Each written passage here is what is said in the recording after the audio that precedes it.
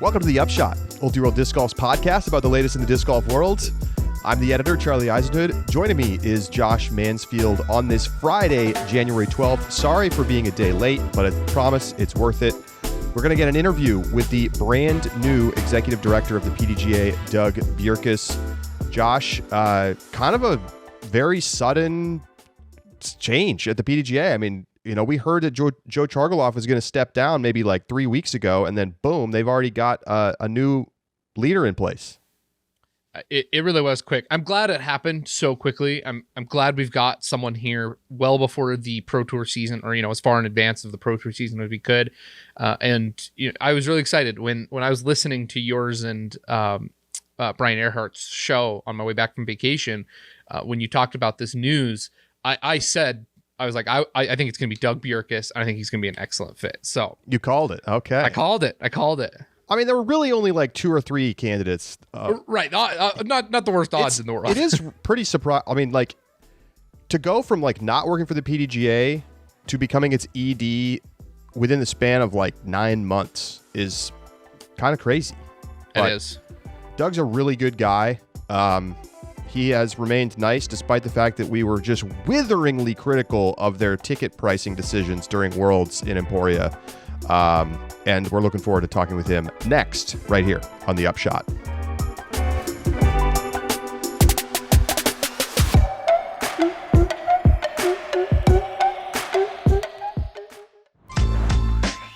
Pound's the best of the best. It's the quality, the craftsmanship, the vision for what a bag could be. Let's start from the beginning. I didn't choose Pound, I chose Levi. I trusted Levi to make the best bag possible. He's always trying to innovate. He wants it to be perfect. And I think he's the kind of guy that nothing's ever perfect. I trust the product. I trust the people behind the product. At this point, I don't think anyone's disputing that it's the best made bag.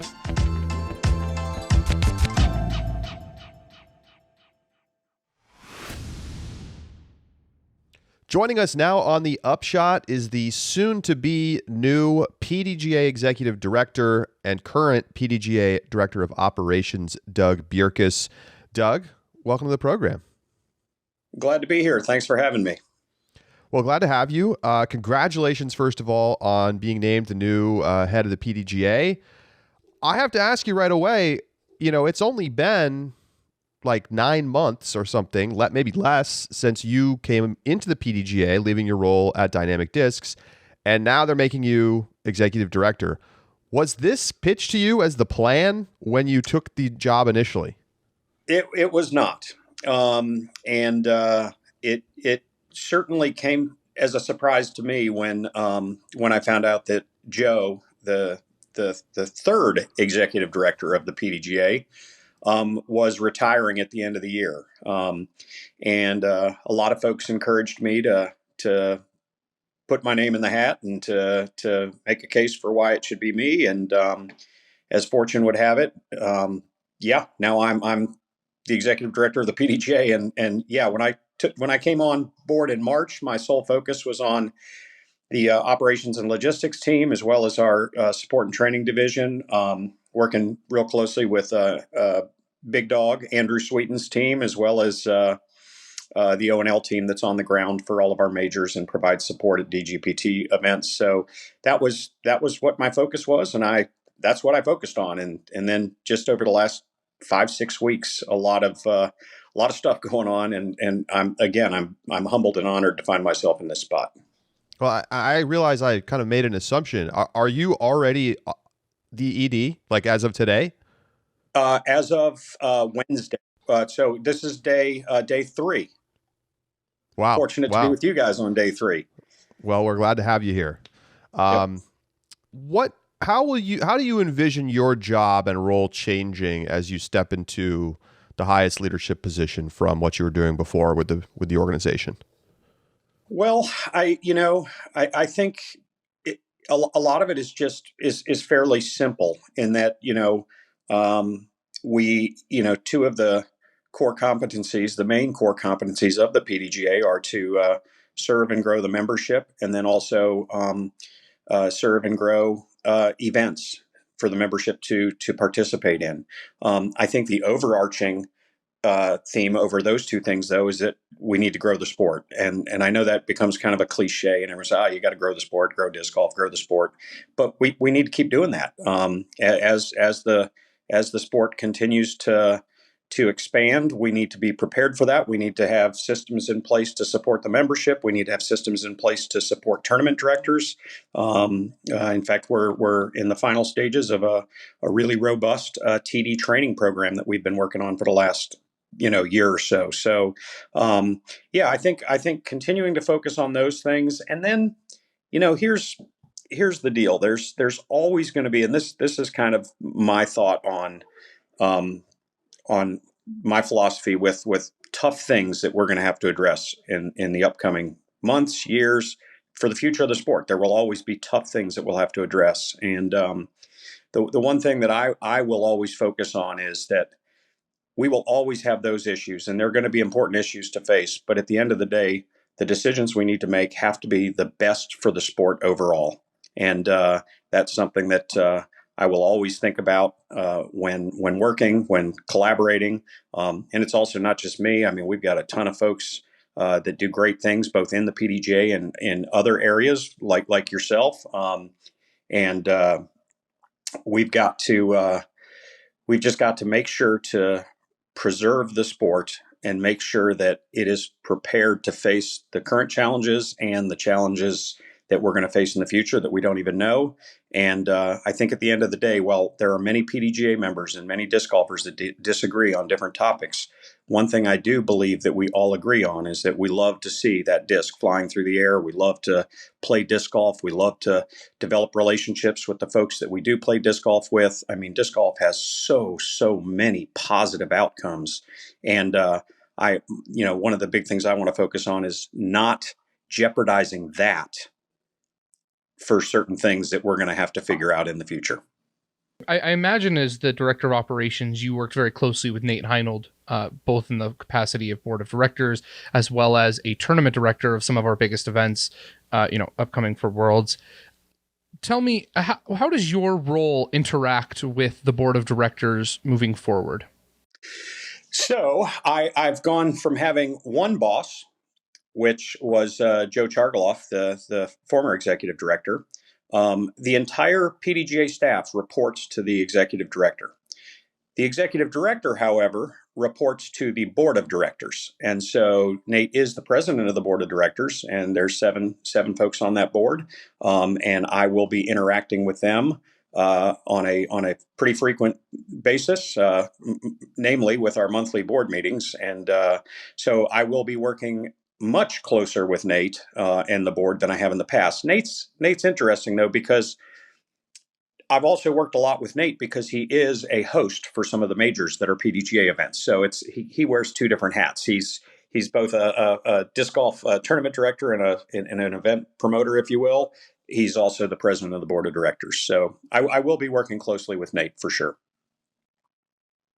You take over the organization at a time where it's really an inflection point. I mean, we've exhausted the pandemic gains at this point, and it's now, okay, how do we stabilize and prepare for the next leg of growth? And, I've been tracking membership numbers this year. I know they're up about 5%-ish over a year ago. But I was just looking at the board of directors minutes, and it pointed out, which is an astute observation, that the total number of new players is about the same in 2023 as joined in 2019, even though it was 15% growth in 2019 and it's only 5% growth in 2023.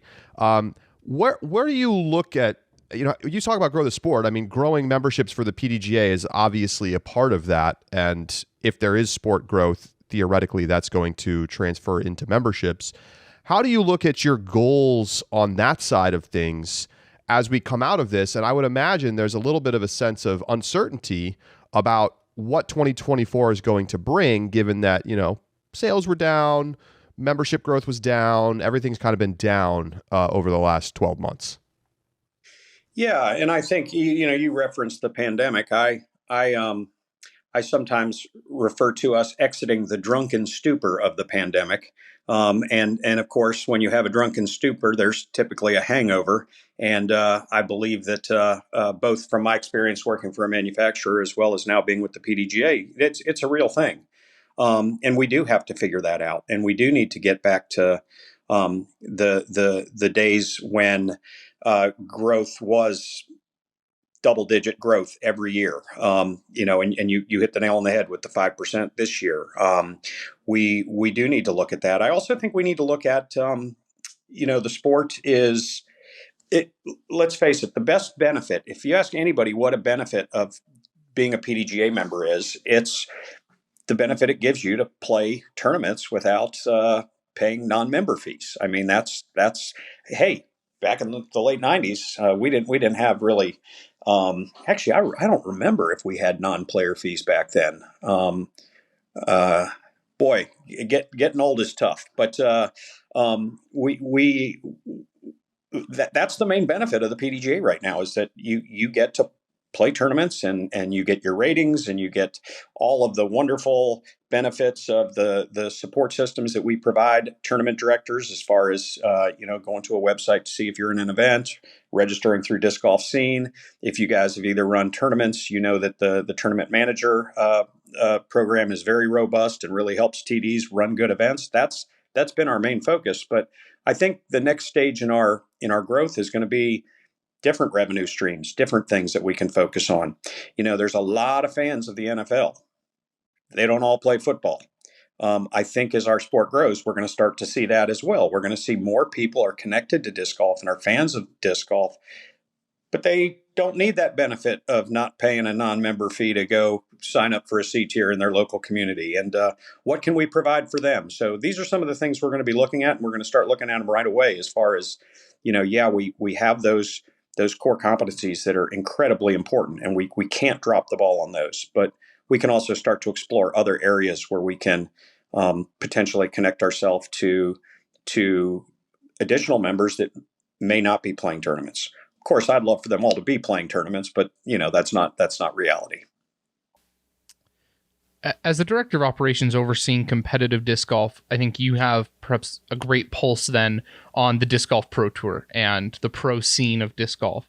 I have a series of questions, but I'll start with just kind of an open-ended in terms of the highest level of competition. Where do you see as areas of growth or improvement or focus that you're going to have for the highest level of competition of disc golf? Well, first and foremost, it's not just the USA anymore. And I'm really impressed with what the DGPT is doing with the Europe series this summer. The DGPT Europe stops are going to be exciting. I love the fact that we're getting more global. I think sometimes we look at the PDGA as this United States of America deal, and while we are the largest group of members in the PDGA, we're not the only members in the PDGA. So I think we're going to see more international competition, and that's a clear example of that is the fact that Pro Worlds is going to Finland in 2025. So the first and most important thing, obviously, is wouldn't say it's the most important thing, but becoming more international at our highest level of disc golf, I think is definitely going to be something we're going to see in the future. And I think that's important. Well, Doug, you mentioned the majors and a perfect transition there. I know in past years we've struggled to get enough bids for the majors and had to have other people like Jeff Spring, for example, step up for Vermont Worlds. What is needed to get more competitive bids for major tournaments? Local organizing committees that submit bids.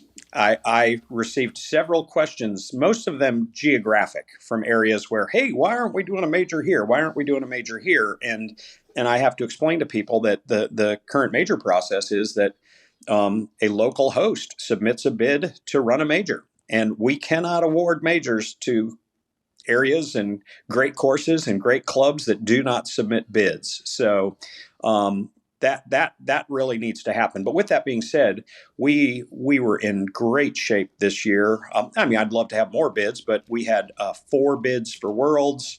We had 2 bids for Masters Worlds. We had 6 bids for U.S. Women's. We had 5 bids for. I should have this information right in front of me, but we had 4 or 5 bids for Am Worlds for Tim Selinsky. So yeah, and in years past, shoot, I can remember the days where we would get a phone call after the bid process in my former role at Dynamic Discs where, hey, we don't have someone to run this world championship. No one bid on it. Would you guys be willing to do it? And so that did not happen this year, which was fantastic. And I don't see that happening in the future. One thing that I think is really cool, and I think this has a lot to do with the work of Brian Graham, the executive director prior to Joe, who now oversees membership and growth. He is very plugged into the sports commissions of different cities. He goes to conferences and workshops and things like that are related to bringing events to cities. And one thing that surprised me, because rewind back to my days in Emporia, the city of Emporia was definitely behind us in what we did at Dynamic Discs as far as big events go. Sure. But they weren't putting bids together. They were giving us some support, but we're getting bids now from these cities, and the cities are contacting us and going, hey, we want to run a major. Is there some disc golf talent in the area that we can partner with?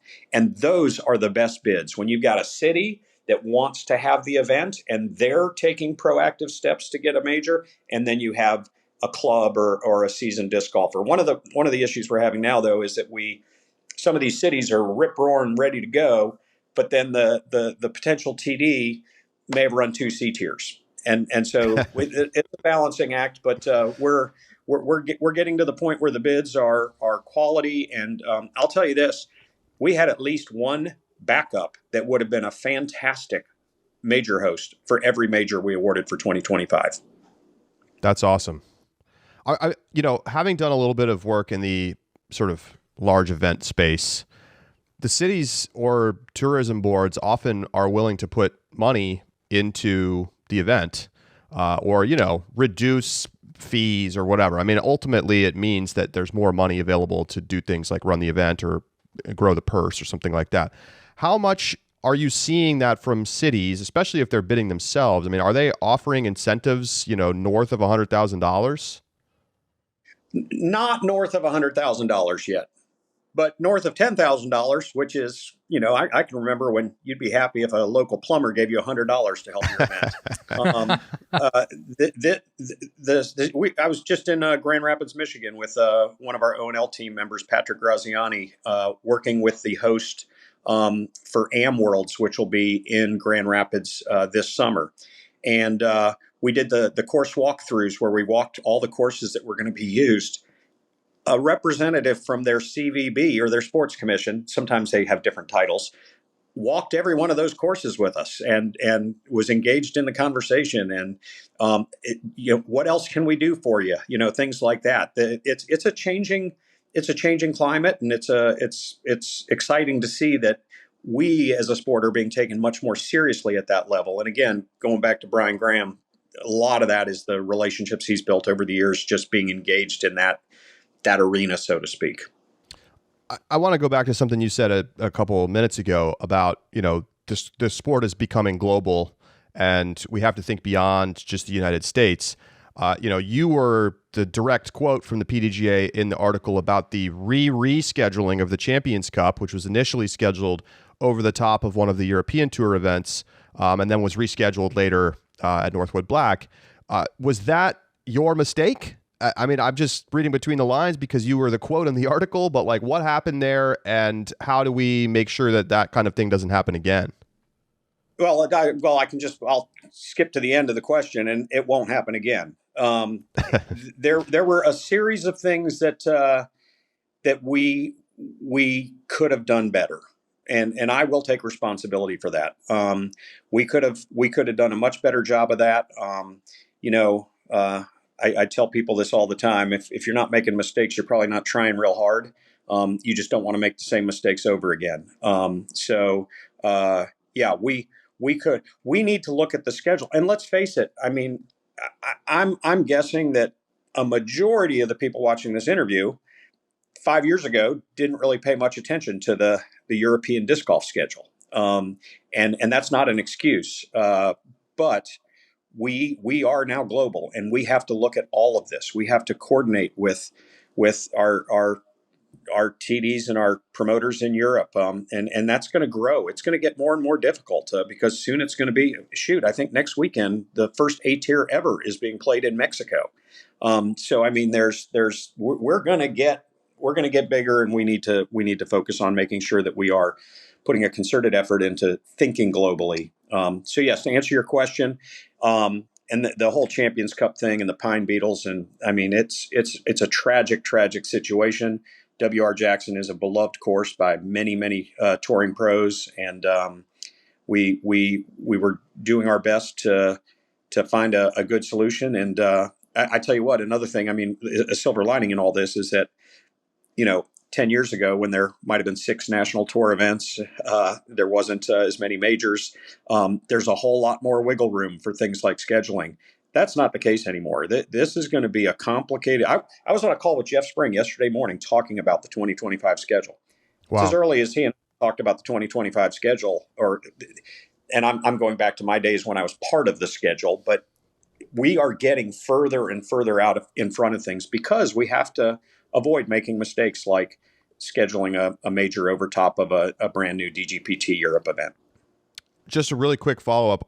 W.R. Jackson, I heard that the tree clearing is done and that has work begun on a new course yet, or what's the latest there? So we've got some folks that are doing some cleanup right now. The folks that clear the trees, they do a certain amount of cleanup, but as you can imagine, their primary purpose is taking them down, not cleaning up.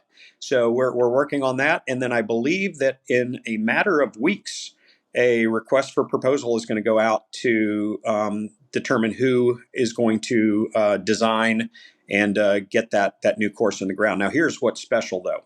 In a way, this is going to turn out to be a good thing because very few courses that we play today, established courses, the course designers were never thinking about thousands of spectators walking on that course. And they were focused on what was important at that time, which is still the most important thing, which is it a course that can test the mettle of top pros, awarding championships to those that are deserving? I mean, that's what we need to do. But now, as a course designer, you also need to think that, and purses in disc golf have increased really for one reason, and that's that we have a bunch of people that are lining up to pay to be on the ground to watch these events, and that spectator revenue has moved the needle immensely.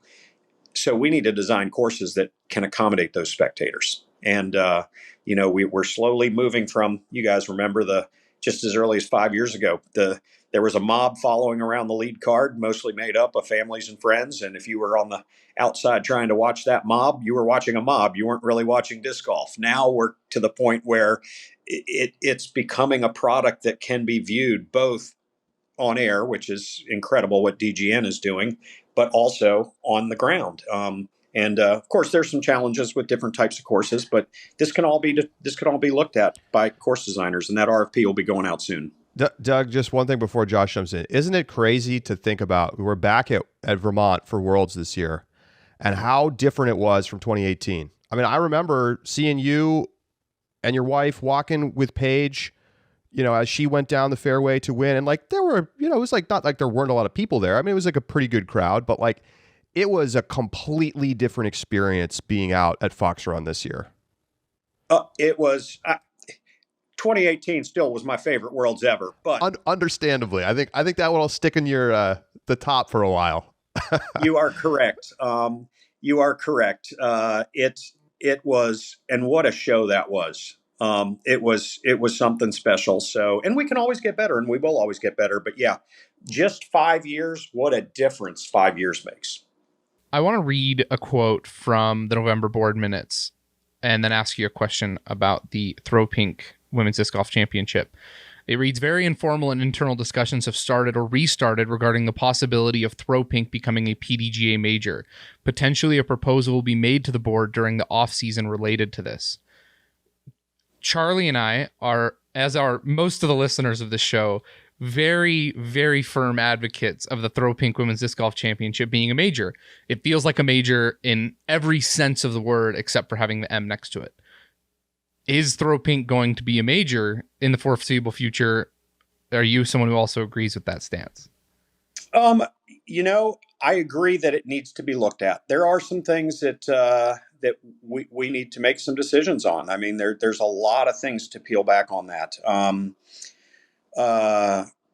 We need to be careful with majors that aren't owned by the PDGA. There are certain majors that we own and we put out for bid, or that's kind of the core group of events that we're responsible for, as far as actually facilitating them. And that's something we need to look at. We also need to look at, does it become a fifth major? Is it weird to have 5 majors versus 4? I don't think there's a right answer to that. U.S. Women's is a very, very special event in that it brings an entire group of players together at all levels. And it's kind of one of those things where as we grow as a sport, there's this family reunion style feel to certain events. And then there's, hey, this is competition. These are professionals playing disc golf. And somewhere in the middle there, we're going to have to get, figure out where the balance is. But as far as Throw Pink goes, fantastic event. I was there firsthand this year. It is the best of the best. You are correct. It feels like a major. In fact, since they share the same course with a major, they see PDGA major tents and flags on the course. They see caddy bibs that maybe should have or shouldn't have had PDGA major on the back of them. So it does crown the best. So the statement that you read from the board minutes is absolutely correct, and that is something that we will be talking. Some initial conversations have started, but we don't know what the outcome is going to be yet. But definitely something that is on the table. Another thing, you're taking over at a time when the PDGA has posted a loss, for the annual budget for the first time in a long time. The numbers from 2019, which are probably not completely accurate, but at least paint the picture, total asset decrease of about $700,000. That was as of the end of October. What do you attribute that to, and how do you turn that around moving forward? Obviously, the PDGA is still in an excellent financial position with, total assets of almost $8 million. And a huge run up in just the balance sheet over the last 5 years.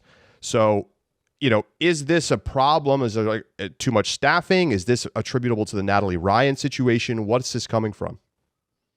Well, there's lots of reasons why we've had to spend money. Now, we are fortunate that we have been able to build up a reserve and be in a position where, we're not worried about closing the doors or anything like that. That's for sure. But this goes back to one of the first things we talked about, the coming out of the pandemic. That's there was there's a lot of things that happened. We had to ramp up a ton of stuff technology wise to be able to serve the PDGA membership during the pandemic. A lot of the technological advances to the software we use to host our tournaments was a byproduct of needing to do it to create systems that could keep people not as close to each other. We, as I mentioned earlier, we are, going back to answer your question. No, it's not a worry at this point. It's something we need to be taking a look at, and we need to assess. We also need to figure out, what is this hangover from the pandemic? What can we identify from that might be causing us to maybe not have as much money coming in or having to spend more money? Again, with this being the third day on the job, got a lot of things to dig into. But and we need to look, as I alluded to earlier, we need to start looking at different ways to sustain what we're doing. You mentioned a little bit of the kind of technological capacity during the pandemic and some of the programs serving the membership. I see the acquisition of StatMando and the guys who run that as kind of an extension of that. What do you see as StatMando being able to help accomplish for the PDGA? By the way, a great deal for us to get those guys on board. And Dion, Evan, Hans, those guys are rock stars. We are in a very data-driven world. and the access to data and what we can do with it. We did not get those guys on board so that they could tell us who had the greatest, putting percentage over the even years in the last century or whatever. We got those guys on board because they're incredible developers. They understand data, and we've got projects. For instance, we need to figure things out. Someone coined the phrase "the white spaces" in disc golf. This is a project we'll be working on. Where do we need to put more courses? And there's lots of data out there. There's data on number of PDGA members. There's data on number of tournament events that are scheduled, participation rates in those tournaments. There's potential sales data from manufacturers that could be stitched into that. There's all kinds of stuff that needs to go into the blender so that we can find the low-hanging fruit, if you will, as to where we should continue to focus on growing the sport. We can't just put on a blindfold and start throwing darts. And that's in everything we do. And having guys that are statisticians like they are and can quickly dive into data and look at trends and come up with information that's going to help us is incredibly critical. So, I think the value is more in what those guys can do than in what they have been doing, if that makes sense. Is the PDGA planning to develop more tools into its PDGA Live scoring application? I'll call that sort of generally, like in terms of statistics, similar to what we see from UDisc. Oh, we are always working on stuff, always working on ways to improve things. I don't know if there's any software out there that's stuck on version 1.0. All right. Okay, so I want to come back to the Natalie Ryan situation. PDGA announced a couple weeks ago that they had reached a settlement with Natalie Ryan, that their rule about transitioning pre-puberty was going to be relaxed for at least the next 2 years. Other terms not really made public. So the article talked about, the PDGA basically doesn't have the resources to take this on, that it was very expensive fighting these lawsuits. So where do you I know this is a tricky topic to have to kind of step into and now have ownership of as the new executive director, but how does the PDGA look at this issue moving forward and how you approach the topic? Is this don't look at it again for 2 years, or is it something that you're trying to kind of continue to be working on? How do you see the Natalie Ryan situation after the year that's played out? Again, I don't know how. I don't have all of the information yet on some of the things I need to learn about in my new position as far as what we've done and really dive deep into some of that information. I do know, and I alluded to this when we first started this interview, that most important to me is preserving a sport that allows us to have a great time throwing discs into baskets and making sure that the decisions we make, that we're taking on the roles that we should be taking on, and roles that won't jeopardize or put us at risk in the long term for this, that could jeopardize the sport that we all love. So I look forward to spending some time looking into that. And again, my goal is to make sure the sport continues to grow, make sure that competitive fairness is important, and we need to continue to look at that. But we also want to try to avoid breaking laws, and that's costly when you start breaking laws. And again, I don't want to seem like I'm dodging the question, because it is something that we have to address and continue to face. But I don't necessarily think that the PDGA is the engine that is going to eventually lead to I don't know if you'd call it a final decision or whatever. I think that final decision is going to come from entities that are far greater than we are. That was something that Charlie and I talked regularly about, and I want to broaden that to another topic then. Where do you see the PDGA's greatest strengths and some of their greatest weaknesses? And when you look at it just very broadly on how you're going to be approaching your new position. Well, I think, I think our greatest strengths are we have a lot of great people, not only working for the PDGA, but members of the PDGA. We have a ton. We have a lot of people. A ton is a relative expression. Sometimes I have to remind myself as we think we're getting bigger and bigger. We couldn't fit all of our active. I'm sorry, our active membership would not fill 2 large NFL stadiums. So we if you think about that, that's sometimes I don't know if you guys. I think it was Brian Mace years ago used to say, we may not be as cool as we think we are. That's something that we need to remember. But our people are our biggest strength, and our sport itself is our biggest strength. I mean, you guys both throw discs. You guys both walk courses and try to get birdies. I mean, it is a fantastic activity. It's the greatest, in my opinion, it's the greatest sport out there in what it can do for people. I tell this story a lot that, in a world that has a lot of phones and tablets and computers and virtual reality and all of that stuff, the opportunity to spend time interacting with humans one-on-one, specifically in the outdoors, seems to be diminishing, and disc golf gives us that. It also is the type of sport where you can get to know people and learn about people and build relationships. It's a little tougher to, Josh, if you and I were trying to get to know each other a little better and we played tennis together, it's hard to hit ground strokes back and forth and ask each other about our kids and our jobs and things like that. But in a sport like disc golf, the actual throwing of the disc is maybe 5% of the time you're spent out on a course. The other 95%, you're, with me, it's mostly beating myself up over the fact that I can't throw or putt, but and looking for the discs that we threw. Yeah. So yeah, I think our sport is the sport itself is our biggest strength. Areas of opportunity moving forward. We need to continue to do the best job possible on our rules, on our competition manual, on the tour standards, the things that TDs need to understand as far as running tournaments.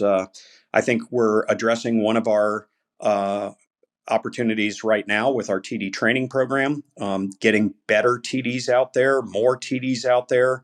There are some communities where it's still a click race to get into an event. That's not good.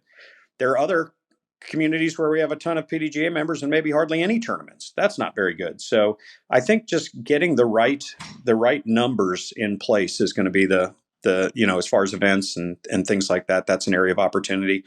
And then we all love disc golf. We've just got to collectively find ways to move the needle forward without being so divisive, without let's put the sport first and then understand that these other issues, while they are incredibly important, really are secondary to keeping the sport going. What would you say that you learned in your time in private industry, working for Dynamic Disc for a long time, and then leading that organization for a while before coming to the PDGA? What do you bring from that experience to working for the PDGA? And I'll just leave it open-ended. Yeah, I think someone asked me that. They said, "What is it that drives you, or what you do these things, and what I've always been passionate about what I've done. I had a career in education prior to officially becoming an employee of a disc golf company, and the telltale difference between great employees and people that can produce and those that don't is typically passion and is their head into it. And it's easy to have your head into disc golf. I mean, if you love disc golf, it's easy to be committed to it. With that being said, though, I also learned that just because you're passionate about the sport doesn't necessarily mean you're going to be successful. You also have to have some skills and some experience in things like management, leadership, HR, finance, accounting, all of those things. And oftentimes I believe that our sport, and this is just my opinion at this point, but looking back at the history of our sport, we have had some incredible entrepreneurs that have driven this sport, that have been the reason that we're talking today, because they had an entrepreneurial spirit. They fell in love with this brand new sport, and we're still brand new, but we're not as brand new as we were back then. And they took a chance and said, "Hey, I'm going to start something here," whether it was a disc company or they were going to host tournaments or whatever it might be. We're finding now that there is, and I learned this in both education and in disc golf, that while I needed that passion, I also needed to learn, and I needed to experience things like, hey, how does a HR department actually work? Or, how does annual reporting of financial health really work? These are all things that have to be learned. And I think we're starting to see more people get into disc golf that they're passionate about that as much as they are about the sport. And maybe not even as much as the sport, but it's going to be good for the sport because we need that. We can't, the skills of an entrepreneur are not always the same skills of those that can sustain something for generations. You learn things. Experience is important. I remember when I was, in my late 20s, I'd be passed over for a promotion, and you need more experience. I'm like, I don't need more experience. I don't experience. What do you mean experience? I know what I'm doing. And then you don't really understand the importance of experience until you actually have it. And then you look back and, I'm like, oh my gosh, what I've learned over the last 30 years is way more important in the long run than what I might have done in a college classroom or, in the first 2 years of the first job I had out of college. So, yeah. A little bit of a detour here. You left Dynamic Discs right about the time of the House of Discs acquisition. Do you want to just talk a little bit about your decision to leave and what prompted that? Yeah, I was not looking. I'll say that at first. I was not looking for a position at the PDGA. But when it came across my plate, and it was funny, I think that it wasn't funny, but it was interesting that I got a call either on the day or the day after that it was publicly announced that everything was a done deal. And let's call it what it is. Oftentimes when there's a change, I mean, I spent almost 8 years, actually closer to 16 years, being associated with Dynamic Discs, not the last 8 years as an employee. And things were going to change. Change is inevitable. And I recognized that it was going to be different. And it made me think and reflect on what I wanted to do in the long run. And did I want to go through something, which, by the way, I think it's a great deal. And I think the House of Discs is going to be fantastic for our sport. I have nothing but good things to say about those guys. They are, just wait and see. It's going to be good for the sport of disc golf. But for me personally, I started to reflect on, I've got maybe 10 years left that I'd like to work.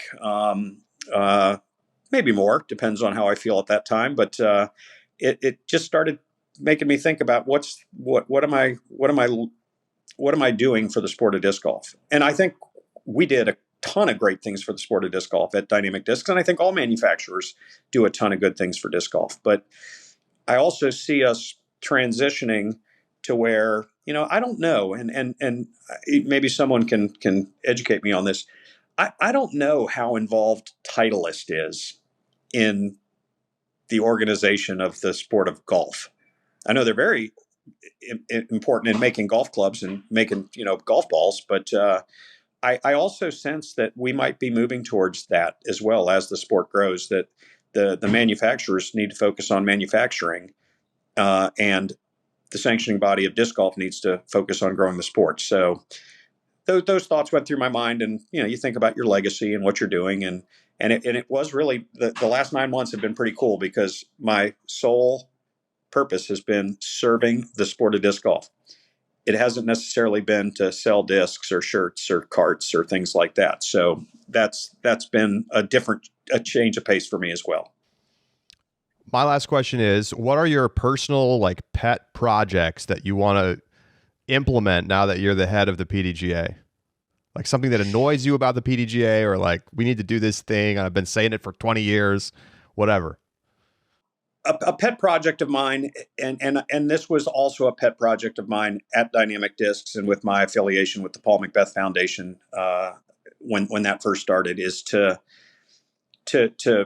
grow disc golf in underserved areas and places that don't have disc golf. I mean, if disc golf isn't somewhere, we need to find out why, and we need to get it there. And I think that, and I alluded to this earlier, where I talked about the white spaces, the areas of opportunity, really using data to look at where we are and what we're doing, and make some decisions based on that to just improve what we're doing. Well, fantastic, Doug. Thank you so much for making time for us, and good luck. Day 3, we'll see. You said earlier there's only been you're the 4th ever director of the PDGA? Yep. That's amazing. Brian Henniger. Yep. Brian Henniger was the first, who is still involved, an employee, a contractor with the PDGA. He works with the PDGA Europe and the international stuff. He's fantastic. He was the first. In fact, when I became a PDGA member, I believe I might have mailed a check, put a stamp on an envelope, and sent it to somewhere in Canada to start my 14902 adventure with the PDGA. He was then replaced by Brian Graham, who I worked a lot with early on when I was doing the Rocky Mountain Women's Disc Golf Championships, and then the first year I was at Dynamic with the 2016 Pro Worlds, as well as the GBO back then. He was the executive director, and then Joe took over from him, I believe, in 2017. And yeah, it's sobering. It's again, I've used the phrase humbled and honored multiple times in the last 3 days talking to people that I know. To be the 4th person in that line to continue to guide our sport to the next level is exciting, and it's probably the greatest challenge I've had in my professional career. Well, fantastic. Best of luck. We're excited to see what happens with the PDGA, and I already put my prediction down. We're going to see bigger sport growth in 2024 than we did in 2023. So, well, hey, I hope that happens. I think FanDuel or something like that might allow you to put some money on that. Well, hey, if you can get one thing done as the director of the PDGA, let's get sports gambling going for this pro disc golf. That's what we need. I'm kidding, but that is on the list of things to discuss. So, hey, I do want to tell you guys that I appreciate both of you, what you guys do for the sport. I think that, as you guys know, you don't have to be a 1040 rated MPO golfer or a 9. Well, the way Kristen's playing, we might start saying 1,000 rated FPO player to make a difference in the sport. All of the membership that's watching this, there are so many other opportunities as our sport continues to grow, whether it's through journalism, whether it's through the companies that support us, whether it's through the sanctioning body. As the sport grows, there's going to be tons of opportunity for folks, and keep that in mind as everyone that's listening to this interview, as you continue to develop and grow your passion for disc golf. There could be something for you just around the corner that could make a big difference. So thank you, guys. Thank you. Doug Bjerkaas with us here on The Upshot. We'll be right back.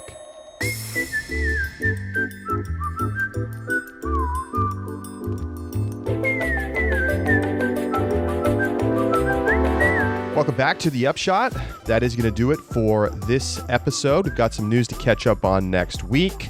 We'll get to it on Tuesday. Josh, I think very interesting. Doug is really a great fit for executive director. I mean, he's been involved in disc golf forever.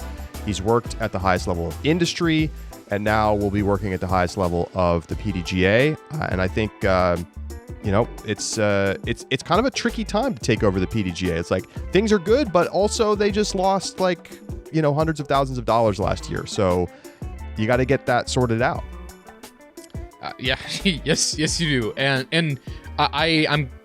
This is a case where I think I'm grateful that the director of the PDGA is somebody who has extensive experience in the private sector. I'm sure he is very familiar with the financials and is intimately involved and was intimately involved with that in DD, and is going to be a great fit over here at the PDGA. So really appreciate Doug taking the time. All right. Well, we will see what happens with his tenure and how long it will be as the 4th executive director of the PDGA. You have thoughts on what Doug had to say or what the PDGA needs to do in the future? Let us know. Upshot@ultiworld.com, or find us in the Discord as a subscriber. We had a great subscriber bonus segment this week inside the circle with the Tech Disc founders. Don't miss it. So you get access, of course, to that and all of our other bonus episodes from the past and moving forward as a subscriber at discgolf.ultiworld.com/subscribe. It's less than $5 a month. So come join us. All right, that's going to do it. Josh Mansfield, Charlie Eisenhood signing off until next week right here on The Upshot.